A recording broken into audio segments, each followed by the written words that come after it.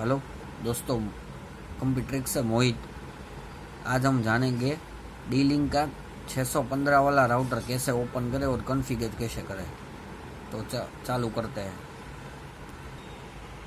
सबसे पहले browser open कर लेना है और उसमें आईपी टाइप करना है 192.168.0.1। हालांकि सभी राउटर में अपने अपने आईपी रहते हैं।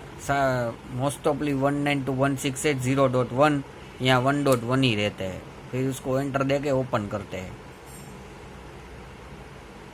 इसका बाय डिफ़ॉल्ट पासवर्ड एडमिन रहता है, एडमिन और एंटर रहता है। और मैंने अभी इसमें चेंज किया है तो एडमिन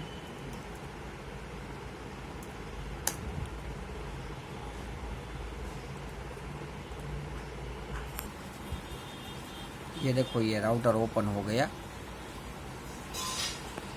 बराबर सभी में पासवर्ड अलग अलग रहते हैं। एडमिन एडमिन एडमिन 1 2 3 4 राउटर जो राउटर है उसमें वैसा ही रहता है।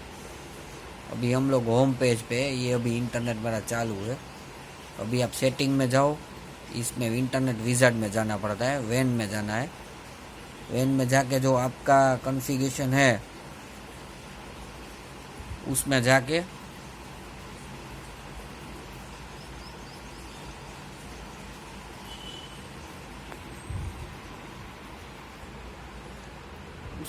इधर कनेक्शन टाइप है ना, उसमें जाना है। उसमें आप डायनामिक जो आपकी आईएसपी है सर्विस प्रोवाइडर, उसने जो आईपी दिया है या फिर यूज़र आईडी दिया है, यूज़र आईडी दिया होगे तो PPPoE में जाना होगा और इधर आपको यूज़र आईडी पासवर्ड डालना है। और आईपी एड्रेस दिया है तो डायनामिक आईपी सिलेक्ट करके आपको सिर्फ इधर पे अप्लाई करना है, बराबर। और दूसरा स्टैटिक आईपी आता है, और स्टैटिक आईपी दिया होगा तो स्टैटिक आईपी डाल के इधर आईपी डालना पड़ेगा जो आपका आईएसपी ने दिया है। उसके बाद इधर अप्लाई करना है। अप्लाई करने के बाद आप फिर से सेटिंग में जाओ और वायरलेस में जाकर आप वायरलेस का पासवर्ड भी उसमें डाल सकते हो।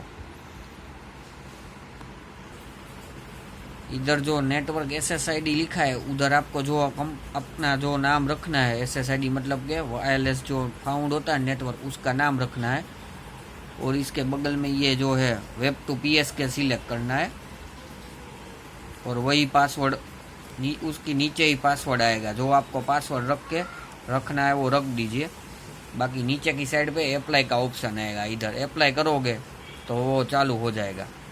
फिर आपको जो है उधर जो कंपनी का केबल आया होगा आईएसपी वालों का, वो लगाना है और बाद में राउटर अपने आप चालू हो जाएगा।